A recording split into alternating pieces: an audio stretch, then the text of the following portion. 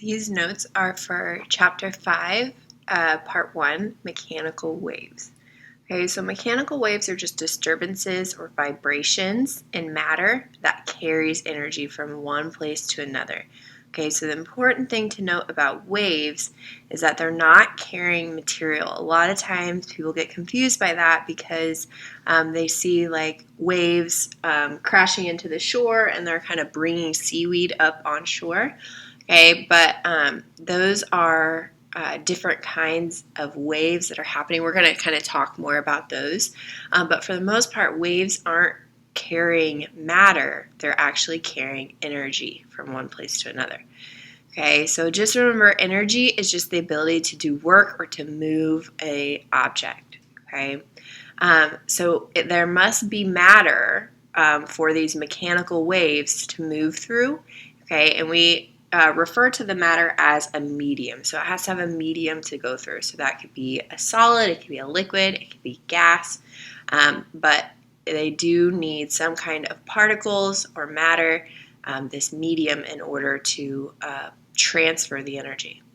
Okay, and so there's 3 types of mechanical waves, and today we're just going to go through each of those. Okay, so the first is transverse waves, and they cause a medium to vibrate at a right angle or perpendicular, okay, using our math words, to the direction of the wave is traveling. Okay, so here in this image, as the person is moving the rope up and down, the wave is going to go towards the right, okay, but the movement of the matter of the medium, the rope, is up and down. Okay, so it's going up and down. It's at a right angle to the movement of the energy.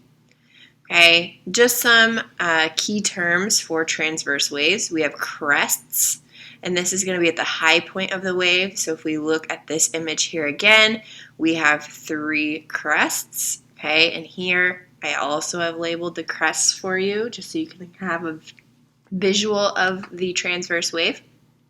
Okay, troughs are going to be your low points. So here are all the low points, the troughs of this transverse wave. And then this dotted line is the equilibrium. So if there was no energy being transferred through the medium of the rope, okay, it would just be flat, and then that's the equilibrium. So it's kind of like the resting point if it's not carrying any energy. And so this video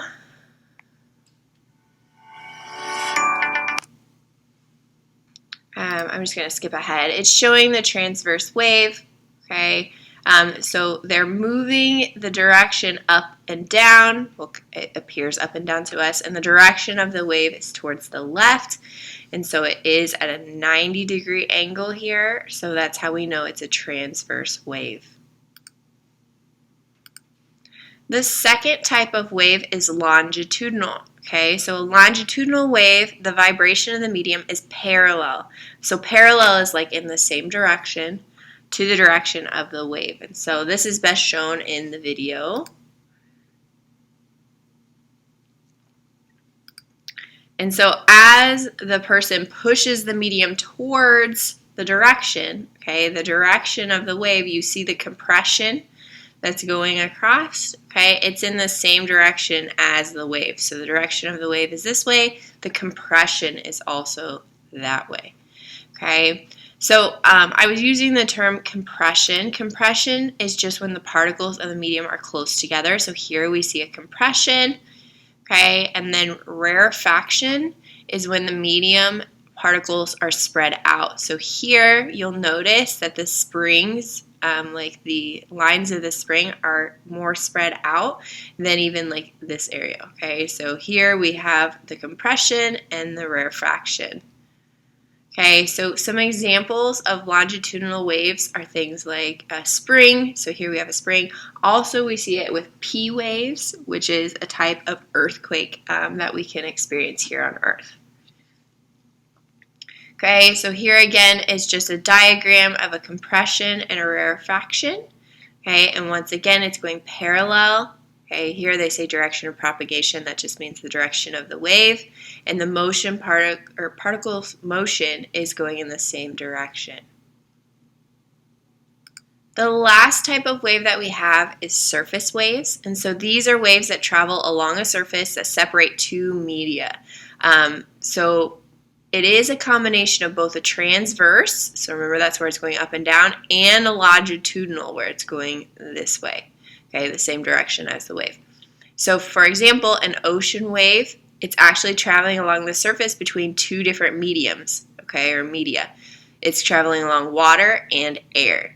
Okay, so it's important to note, like I said before, waves only transfer energy, not objects and matter. So objects that are out in open ocean, in deep open ocean, okay, and that's a distinction, they actually just experience a circular path. They don't actually move along, okay? And so if you've ever been in like one of those wave pools, like at Knights Action Park, where it creates the waves, if you're kind of out in the deeper part while you're there, I personally get sick because I get motion sickness because it just takes you in a circle. You're not really going closer towards the exit or back towards the wall that generates the vibrations. You're just in this circular path. Okay, so in shallow water, okay, near the shore, the wave actually changes and it does move objects, and that just has to do with the friction of the bottom of the ocean that causes the wave to basically topple over on itself, which causes the motion of the particles. So here is a video of just a surface wave in action. Okay, so here we see kind of more of the longitudinal wave, and then at the surface we see the transverse wave where it's going up and down, but it's also compressing. So you see how its compression is here, and then its rarefaction is here where it's more spread out, but then it's also up and down.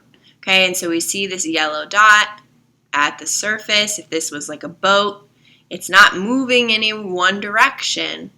Okay, it's just kind of staying in place, but it has this circular path. Okay, so that's important to note. It's not transferring matter, only energy.